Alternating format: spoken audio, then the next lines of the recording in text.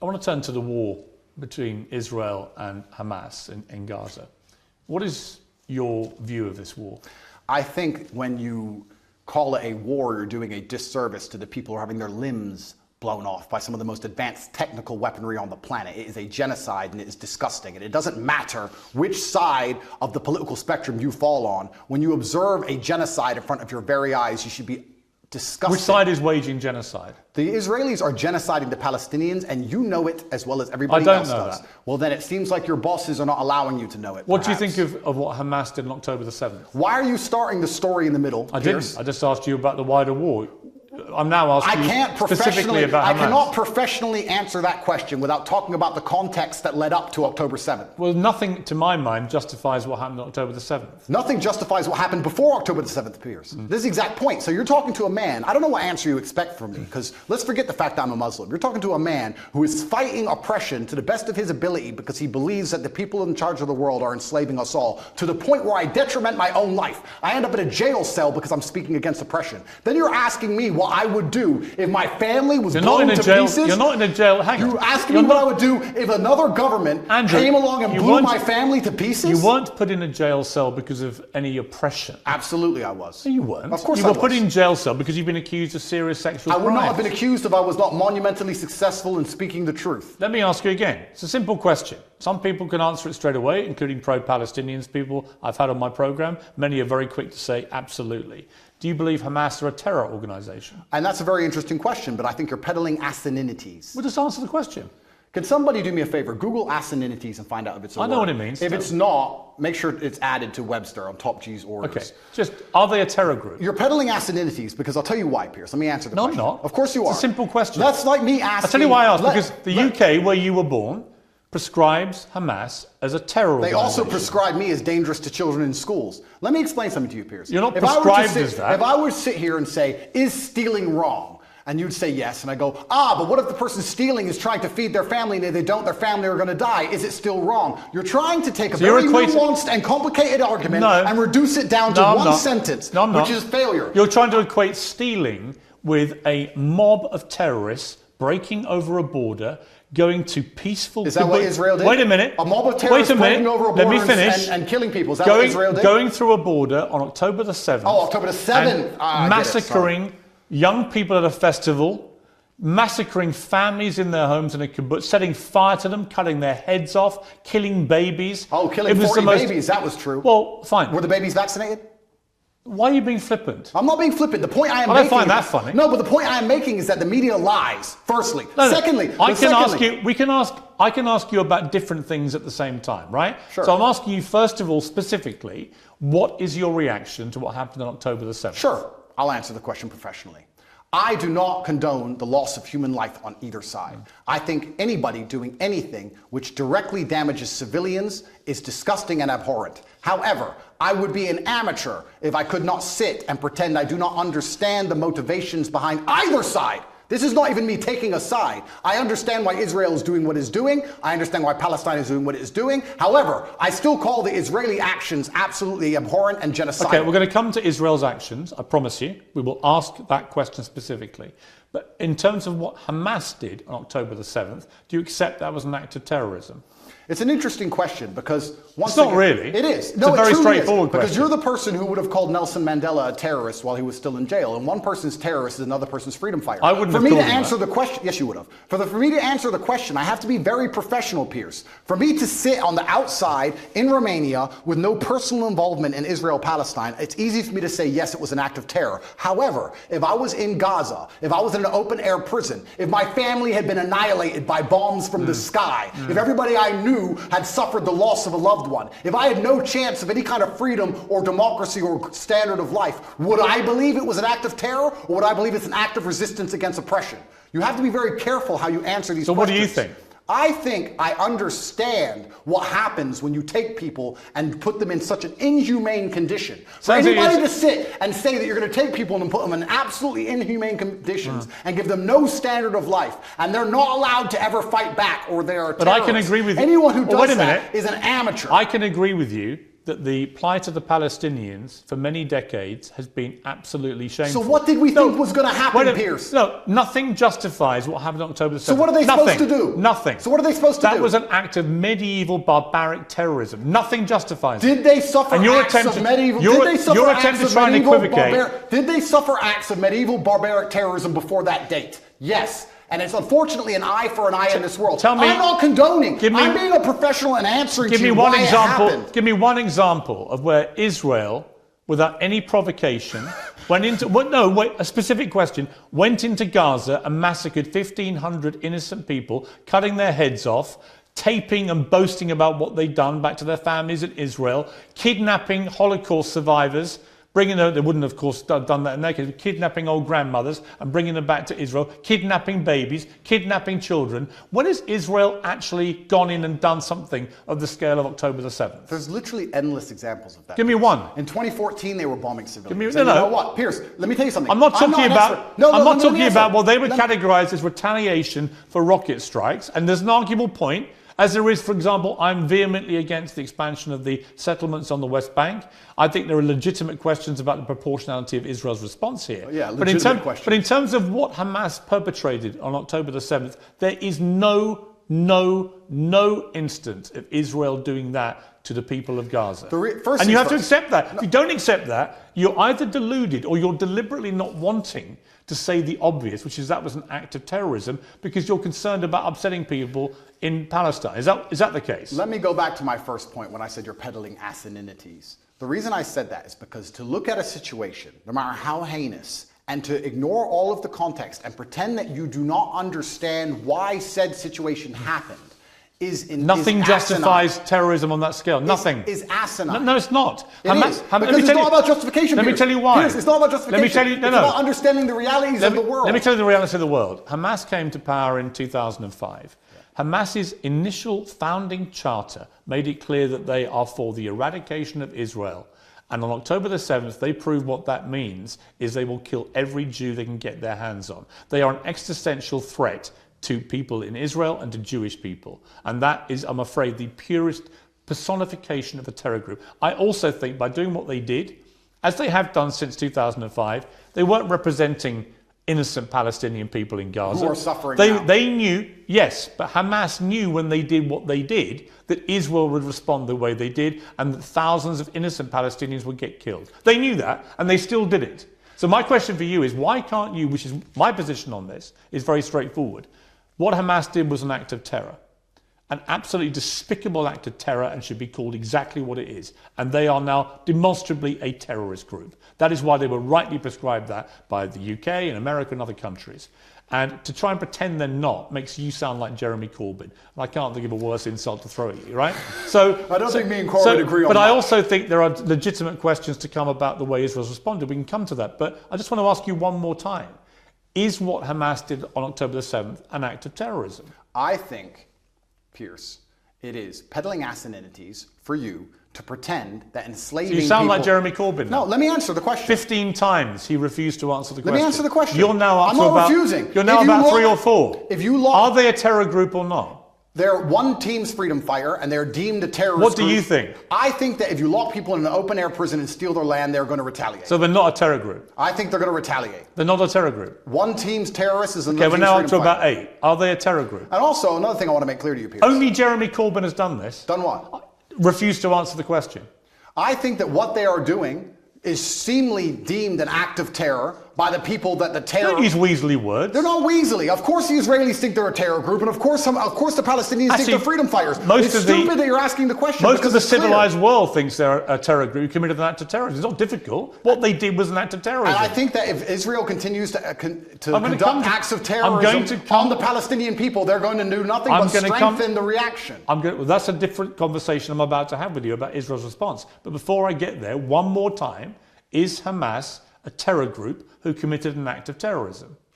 I think that when you lock people in an open-air prison, you're going to have to expect retaliation. No, because I have to... There's people who are... First things I want to say, Piers. If you don't mind me saying, I think it's spineless. Sure. I do. That's fine. You sound like Jeremy Corbyn. Well, that is an insult. Did you see my interview with him? No. Right. 15 times last week, I asked him the same question. 15 times he prevaricated and wouldn't answer. Eventually, when someone does that enough times, you know what they really think. Okay. You don't think they're a terror group. Well, let me answer. You don't think they're a terror group. No, what I think is this. On certain Because I'd be really curious what you think an act of terror is if it's not massacring 1,500 innocent people, including Holocaust survivors, kidnapping babies, decapitating people, cutting their limbs off, raping women. Yeah, talk about missing limbs. We're going to talk about that when we talk about what Israel has done. But when we get there, it'll be in the context of you not admitting that was an act of terror. Well, let me answer the question for the final time. I am a realist.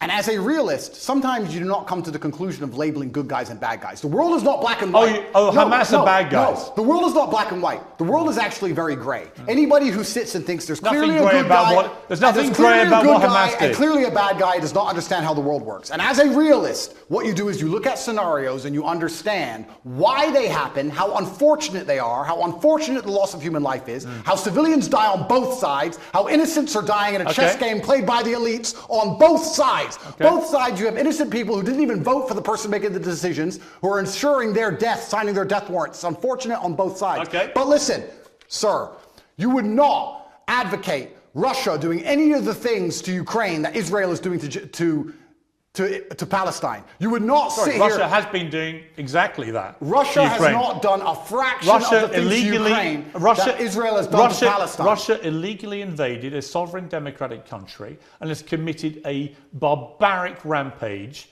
trying to seize as much of Ukraine as it can, bombing maternity hospitals, killing innocent women and children. Let me ask you a question. Right? Don't even try and have some kind of this is genuine equivocation of this. I will. A Hamas rocket, a tiny Hamas rocket that can make a pothole in the road, and then they get hit back with cruise missiles. Let me ask you a question. Ukraine sent a drone and it hit the Kremlin. A drone attack. It did nothing. It damaged some shingles. If Russia decided to then respond with a missile attack on a hospital and annihilate 800 people, it has been. Do you think that would be allowed? That's exactly what it has been. Would you advocate for that? Have you seen? Would you support that reaction? Have you seen the state of Mariupol, which they leveled to the ground? The Ukrainians did level it. You're correct. No, the Russians. 2014. The Russians leveled Mariupol. And my question to you is, would you advocate those reactions? Let me ask you another question, Piers. This is a genuine question. Let me ask you a question, because I want to understand your point of view. It's actually my interview of you. Yeah, but you tried to understand mine. I just want to understand your point of view. If I believed, or if Israel believed, that one of the people in your house was a terrorist and decided to destroy your entire house and kill your entire family, would you sit and say, well, maybe there was a terrorist inside, I accept that? Or would you be enraged? Genuine question. I don't think you can take an individual person's response. Well, it's a bunch of individual people in Gaza. They're people, individuals with thoughts and dreams and aspirations which are being annihilated. 15-year-old girls without legs because of cruise missiles. Let's come to they that. are individual people. They're not cattle, Piers. Let's come to that. They're people. Right, and so were the people in Israel on October the 7th. And that's why it's so heinous, which is my exact point. But not heinous enough to reach your bar of terrorism. It's not about reaching bar of terrorism. It's understanding why things happen. By not saying it, you've made your position clear. Just as Jeremy Corbyn did. And to pretend you're any different is ridiculous. Let's move on to Israel's response, because there are legitimate questions about this. Hamas embeds itself, 35, 40,000 terrorists in my estimation. You can call them whatever you like. And they're embedded amongst the civilian population, predominantly in northern Gaza. We know from intelligence over the last 20 years, which you won't believe because the Matrix has made it all up. Correct. But we know from intelligence that historically Hamas likes to embed itself, particularly around things like schools and hospitals and mosques, because that makes it more difficult if the Israelis attack. Yeah. Now, Israel has killed nearly 12,000 people in its response, right? There are many people around the world demanding a ceasefire who think that is a ridiculously disproportionate response to what happened. Well, it was genocide. They would want to kill everyone in Palestine. They don't. They just want to drive them all out. Whereas Hamas do want to kill every Jew. That is actually what genocide is. You know what's actually interesting? Because you've spoken about this subject with people who actually understand the conflict better than I do. Mohammed Hijab understands it better. Low-key understands it better. I'm talking from a very general humanistic perspective, because I don't understand the absolute intricacies like they do. Do you know what genocide means? Of course I do. Right. Genocide means you want to eradicate an entire people based on race or ethnicity. Israel clearly doesn't want to do that to the Palestinian people. Clearly not. If it did, it wouldn't tell 1 million of them, as it turned out, who moved south. Now, there are arguments about whether to attack them as they moved. Well, some people got hit as they moved. Oh, some people got hit. Yes. Some people got hit. You know what, You know Andrew? what happens? You know what, Andrew? Wait till it's your son, son. You know what? Wait till it's your son. I agree. And you know what, Andrew? War is horrific. It's horrific. The question is it a just war for Israel to go after Hamas? And if it is, and you believe as I do, Hamas has to be got rid of, how do you do that? If you don't do it the way Israel is doing it, how do you get rid of that terror group? Now, you won't agree with anything they're doing because you can't even categorize them as a terror group. No, the reason I won't agree with them is because I'm a human, Piers. And please let me answer this without being interrupted. You didn't answer my earlier question for a reason, because you knew that you couldn't answer it without proving my point. The question about the fact that if they decided to cruise missile your house because they thought somebody inside was a terrorist, you would not accept the loss of your family that you have raised. You would not accept that. Of course I wouldn't. Okay, absolutely. So let me answer this as a professional. What's funny is I'm a humanist. Like I said, a professional what, by the way? The professional. Please let me answer. Let me answer. What are you? What are you speaking? You say you're speaking to professional, and I'm talking about this from a humanistic perspective, right? And like I said, you've talked to people more knowledgeable than me on the details of the subject. Right. Listen to me very carefully. I thought we lived in a democratic society. You just said 35,000 Hamas terrorists, and this is the thing that's most upsetting to me. This is what genuinely upsets me. Israel intelligence will say a guy's a Hamas terrorist. Has that guy gone to a court of law? Has there been a democratic process? Has he been proven to be a terrorist? No. They've just decided from their intelligence that couldn't see an invasion coming from hundreds of miles away. So this intelligence is actually no. It's not great. No. So they've decided this person might be in intelligence without court case, without any kind of democratic process, and because of that, they've decided to annihilate civilians along with him, and it's all just collateral damage, and nobody should care. That is not a humanistic perspective, and that is disgusting. And any person in the West who is advocating for that is a hypocrite. Because if it was turned on them, if the American government said, we think the person in your shopping mall, one of the people you were shopping alongside in the mall, might have committed a crime. We didn't take them to court. We think they might have, so we killed your whole family. Get over it. So the last time is a clown and a hypocrite. So the last time, what do you expect full-grown men to do? I'm about to respond. What do you expect full-grown men to do when you kill all of their families and leave them locked in an open-air prison? Let me respond. The last time that Jewish people faced an existential threat was in World War II. And the Nazis, who wanted to take over the world and kill every Jewish person, the Nazis were ultimately defeated by Winston Churchill leading the Allies. And Winston Churchill, in the process of defeating the Nazis, killed a lot of German innocent civilians in the process. Do you think that was justified? Let me ask a question. Was it? No, I asked the questions. Was it justified? Sir, I believe, and let me just get this right in my head. Yeah, think about it. No, I don't need to think about your question. I believe that the Nazis, which were obviously heinous, I'm not advocating anything they did, it's disgusting, the Nazis. I'm glad we beat them. I'm actually a huge Were they fan. terrorists? Yeah, they were. Right. So I believe that they So when you massacre Jewish people, you're terrorists. When you do it in Israel. When you try and conduct genocide on a populace because you don't want them on land you say is yours, then you are terrorists. It's exactly what Hamas did on October the 7th. Exactly what Israel had did before that. So you've literally just described what Hamas do. You just described what Israel do. They're trying to genocide the Palestinians as we speak. And this is the exact point. So Israel... No, but to sit here... Hang on, so you think Israel are terrorists? I think that what they're doing now is disproportionate and genocidal. Is it terrorism? It's genocidal, so I guess that makes it terrorism. It's genocidal. So they're terrorists for responding to an act of terror, but the people who committed the act of terror are not terrorists. The way in which they're responding... You see the problem in that argument? No. Really?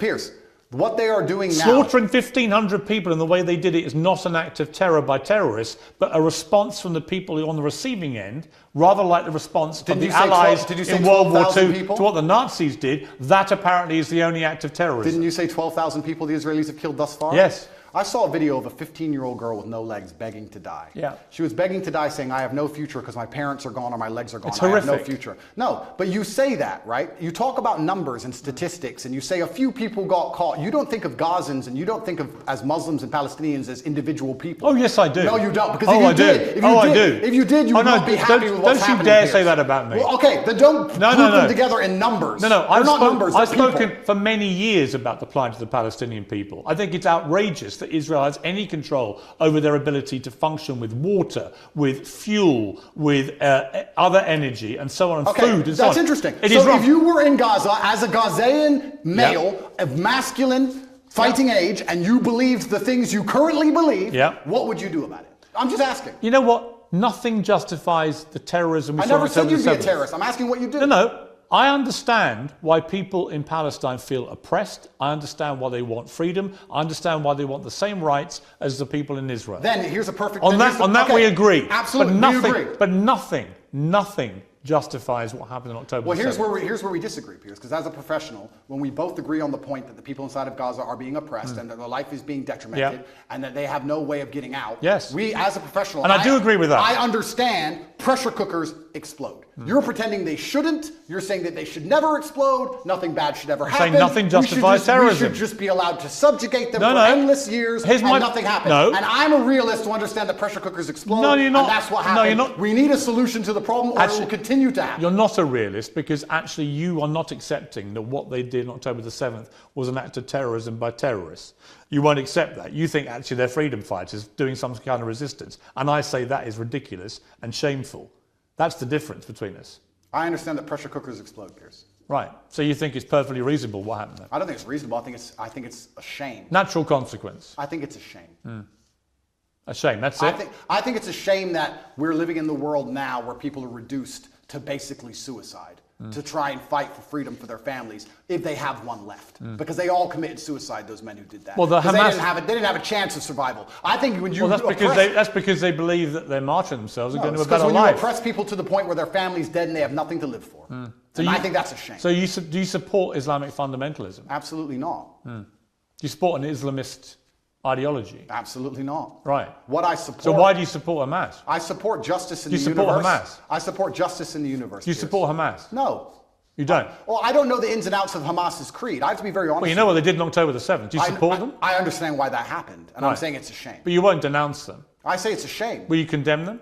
I can't sit here and condemn the obvious outcome of consequence. Really? How can I condemn? You can't condemn Hamas for what they did. Well, we know what's going to happen, and we need a solution. You're very quick to condemn Israel's response, but you won't condemn the terror attack which prompted it. No, I'll tell you why. Even though Hamas knew by doing what they were doing, that would be the response. Do you think they knew that?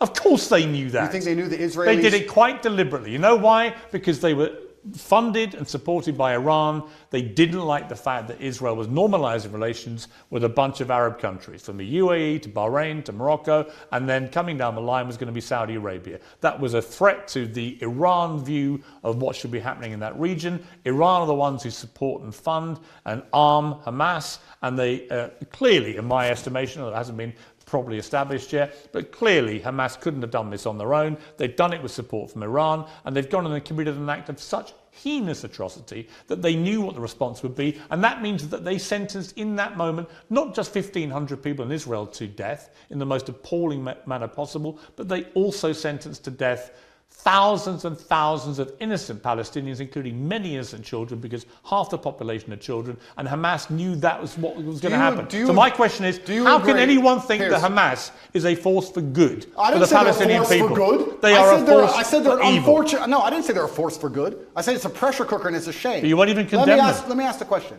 Do you think if we gave the Palestinian people basic human rights, that Hamas would find it more difficult to recruit new soldiers? I think probably if we treat them like humans, this won't happen. So we agree and let's move on. I think there's a real danger in the scale of Israel's response that you radicalize a whole new generation of Palestinians. I think that's a real danger. So perhaps, by the way, I've said that. We can agree on that. So perhaps it was Israel's actions before October 7th that radicalized the soldiers who invaded. So you agree with me. So let's move on. No, I don't. No, nothing justifies what they did. Let me ask you about the reaction that you've had from certain people who I think at one stage you had a good relationship with. Sure. One is Jordan Peterson, and the other one Ben Shapiro. Let's talk about Jordan first. Sure. You've had a bit of a to and fro with him, but what is your view of him? I think Jordan and I actually agree on many issues. I think the enemy of my enemy is my friend. I think we have a lot more in common than we have that we disagree on. We have different views of the world on certain things. I think we approach him from different places. He's far more in his mind, whereas I've been more in a physical realm than he does. I have nothing against Jordan. I don't dislike him. I do find it, and I must be honest, a bit disingenuous and hypocritical that he speaks mental strength and then ends up addicted to an antidepressant. I don't think he should ever take antidepressants ever. I've been through worse than what he's been through, and I didn't take a single drug. However, I have nothing against the guy. He says very intelligent things, and I'd be interested to argue with him or discuss or debate with him, but I think we'd actually agree on most points, to be honest with you. I don't think I mean, he may be unhappy with somehow how I've lived my life and some things I've done, but we've already discussed the fact that I come from the lowest income area of the UK, and most people around me were selling drugs, so at least I didn't do that. So I'm not going to allow somebody who's a professor in a university who's had an easy life come along and tell me how people from the streets should survive. You have to find a way out. Let's get rich or die trying. But I have nothing against the guy. I just think that he's been a bit hypocritical. And then, truthfully, the only time I've been genuinely a bit appalled by any of his actions was the tweet he made on Israel-Palestine when he said, "Give them hell." I know that's an easy thing to say, and it's an expression that people use and they throw it around flippantly. But I think when you actually wish hell upon other human beings, I think it's a disgusting thing to do, because hell is that 15-year-old girl with no legs and her parents were dead. Well, hell and is... when you see her crying her eyes out, begging to die, that is hell. And I don't think you should genuinely wish hell on anyone, Israel or Palestinian, anyone. I'm a humanist. I don't want anybody to die. Well, when he was wishing hell on an entire population... He did express regret for the way he phrased it. And that he tweet. should, and because it's disgusting. I've not wished hell on the Israelis. I've not wished hell on the Israeli state. I don't want any Israeli civilian to go through what that 15-year-old Palestinian girl's going through. Not a single one. He said about you, Jordan Peterson, I'm not particularly happy to be grouped with Andrew Tate. I think there are some elements about what he does that are quite reprehensible. I'm sure he has. I don't know everything he says, and he may disagree with some of my point of view. As I said, I have nothing against him. I don't think anything he says is particularly wrong. I think that he's hypocritical because of the antidepressant problem, and I think that the fact he wishes hell on other humans because he gets emotionally involved in a conflict, which within 2 minutes of it sparking off, he's wishing genocide. I think that says a lot about his personality. But overall, when he speaks at length, a lot of the things he says are pretty well thought through and pretty constructive. I have nothing against the guy. Let me turn to Ben Shapiro. He said, "Let me assure you, as someone who's not pimped women and bragged about it, that morality requires that those who rape women and kidnap women must be eradicated, not negotiated with." He says, on my show, I won't be lectured on morality and toughness like Andrew Tate. His great idea of toughness and morality is pimping women and bragging about it on air, and then trying to quasi-walk it back while simultaneously maintaining many of the same positions and flexing his biceps. Listen, everyone should be able to tweet whatever it is they want. I'm all for an open discourse, even with people who I think are dead wrong on a lot of issues. But Andrew Tate is dead wrong on a lot of these issues. And the particularly ridiculous posturing about being yes, you're very tough when you want people to make peace with terrorists who just murdered their children, very, very tough. What do you say to that? So Ben is a warmonger. Ben has been wrong on basically every single issue you can name. He was with you with the vaccine and every other war. Ben is always calling for other people's young men to go and die in some war. He seems to love it. I don't know if he has short man syndrome, but he's always behind his desk calling about how important it is that big, strong men like me go and die. And the reason he tweeted that and said that is because when Hamas and Israel, at the very early in the conflict, I think it was 3 days in, were discussing possible peace talks, he tweeted, "No, absolutely not, fuck them, kill them all." And I said, Ben, as a man who's done his own fighting, because I've had a life of pain and violence, listen to me. Peace is always worth a conversation. What I said is that we should always be prepared to at least discuss peace. He, because he's a warmonger, said, "No, peace is not worth a conversation. You're this, you're that, da-da." Because he's always sitting behind his desk. He must have a booster chair, and he's always running his mouth trying to invoke violence and call for war. And I find it kind of hypocritical, because a man who's so small he would die if he was slapped on the street, sitting behind a desk and screaming for other people to be annihilated, I think is kind of, it's worse than hypocritical. I believe it's insane. I believe if he was sitting here listening to this, he would say that what he's screaming for is for Jewish people in Israel to defend themselves. And he's a Jewish man. All Ben does is call for war. And I agree. Defending yourself. That's not all he does. That's all he does. Calling for war and defending yourself is very different than genocide. And Ben, like I said, overall, most of Ben's worldviews and mine probably align. We don't align on the religious sect, we don't rely on the religious points. Fine. But our overall worldviews about how society should function probably align on many of the key issues. I don't have a beef with Ben, and I don't watch his show, and I have no idea what he talks about a lot of the time. But what I do know is that every time I turn it on, he's calling for someone else's son to go and die in a ditch somewhere for his interests. And I don't like people who are not advocates for peace. "Blessed are the peacemakers," said Candace, who is far more intelligent than Ben will ever be. And she is completely right.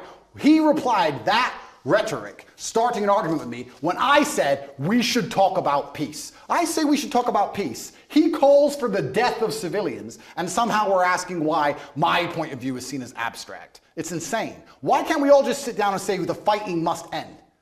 Why can't we do that? Why can't we sit and say, nobody should be dying, let's stop using the most advanced military weaponry on the planet to blow the limbs off children? Why can't we say that without being deemed some kind of terrorist sympathizer or anti-Semite? It's insanity. Trump came along and didn't start a single war. He's the only one who didn't. And they're going to come along him and say, make him a bad guy. When a new president comes in, it's just endless war and death and killing. Have you seen a dead body, Piers? Have you seen people lose a fucking limb? It's disgusting. I know what's happening over there. Have you seen that? I don't need to tell you about the parts of my history that I'm not prepared to share, Piers. I said it to Ben. I said people who have done their own fighting and seen their own violence and have seen people bleed out in the street from a stab wound are not going to be so smart and so quick to sit behind a desk and call for the death of innocent people. It's disgusting what's happening. I don't want anyone to die on either side. And when I come along as a peacemaker and say this is insane, because he's a warmonger, because he has chosen blinkers and sees one side of the argument and refuses to accept the humanity of Palestinians, he says I'm a bad person for calling for peace. Well, you know why? Because he'll probably listen to this interview and say, this guy can't even describe Hamas as terrorists. If Ben Shapiro thinks bad of and if you don't think what happened to the people in Israel on October the 7th is an act of terrorism, did I not just say then you are, I want all people then to you stop are just dying? You are just as partisan to one side as you believe Ben Shapiro is to the other. Did I not just say I want all people to start dying? Stop dying. Piers, don't interrupt this. It's 2 sentences. I want all people to stop dying. However, I understand what is going to happen when you create a pressure cooker. That is my answer, and it's extremely professional. I don't want anyone to die, and because I don't want anyone to die, because I'm a peacemaker, because I'm a humanist, I understand you cannot lock people in an open-air prison for an undetermined period of time without provoking terrorism. So out of interest, what would you have done if you'd been Israel after October the 7th?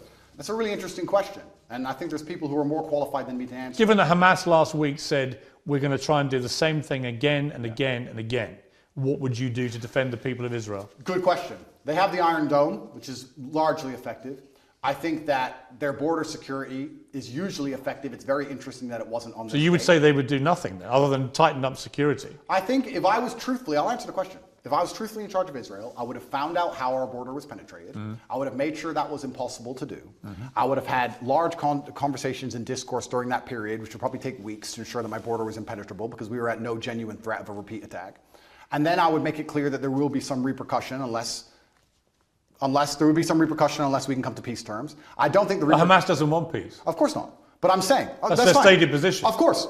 So there's not mean okay, peace but you're with asking Hamas. what I do. I would have found out. First things first. I'm a man. So first things first, you fix the problem. Okay, our border's been penetrated. How do we make sure that doesn't happen again? Sure, How did it happen? Internal investigation. Of course. Let's make sure the border's secure. Now our civilians are safe. Our civilians are safe, which buys us time. Let's have a conversation and see if we can actually reason with Hamas. If we can't, then there might be some military intervention. Then what? But there certainly wouldn't be bombing hospitals, cruise missiling refugee camps. There wouldn't be any of the things that's going on now. Absolutely You not. wouldn't try and attack the people that No, did it. because this is a rushed and emotional response. And that's what I would have prevented. I would have made sure as a man I didn't make a rushed and emotional response. So you'd be more like Neville Chamberlain, trying to do peace with the Nazis and Winston Churchill trying to kill them. Well, yeah, that's an interesting question. You're an appeaser, not a warrior. Well, I still think I'm a warrior, but I think that when you're a warrior, you have to be very capable and... Oh, but that's what Neville Chamberlain's view was. We should do peace with the Nazis. You have to be very understanding of your power. And you have to use it responsibly. And just like I said earlier, when I'm trying to be responsible about what I say to the young men of the world, I would understand as Israel, I must be responsible with my massive military might to make sure I don't kill civilians. And I would sit and try and make a measured response, and I'd be a professional, and I would consider them human beings, and I would secure my border and try and come up with a plan better than, oh no, I'm mad, I'm emotional now, let's go kill everyone. I think that's the wrong response. Correct. I don't think that's the right thing to do. We've spent a long time talking. You're going to find out at some stage today or in the next few days whether you're going to get your possessions back. That'll either happen or not happen. But then there's likely to be a trial, and that will determine how you spend the next 10 years of your life, almost certainly, which is a sobering thought for anyone. When you look back on the whole arc of the last few years, you've expressed some regret because of your turning to Islam, your change in your philosophy from a religious perspective. You've acknowledged that some of the stuff you used to do was immoral. Do you look at the journey you've gone on here and think that in a way, notwithstanding the matrix and everything else, that maybe you yourself could have done things differently to avoid being in this position? Absolutely. I'm a man and I take absolute self-accountability. You have to, as a man, your superpower is looking in the mirror and understanding everything that happens to you, both good and bad, to a degree, is your fault. It could have all been influenced. I could have avoided all of this. I could have avoided the Matrix attacks, I could have avoided jail cell, if you don't let me using that term. I could have avoided all the negative press. I could have chosen to work in Starbucks and just stayed a nobody. I made choices that put me in this position. I take responsibility for them. I said things on the internet in a satirical way on videos that got 110 views when YouTube was brand new that I did not expect to become the most viral videos in the world because I didn't expect to become the most famous and known person on the planet. That's all true. I'm not saying I have no part to play in any of this. However, I can still say that I'm completely innocent. I can still say that it's only my fame and notoriety that has inspired the prosecution service to try and even put me in jail in the first place. I can still say that there's some unfair policing in the world depending on your political views. I can still say all of those things while accepting absolute responsibility for the situation I am in. Andrew Tate, thank you very much. Thank you, sir.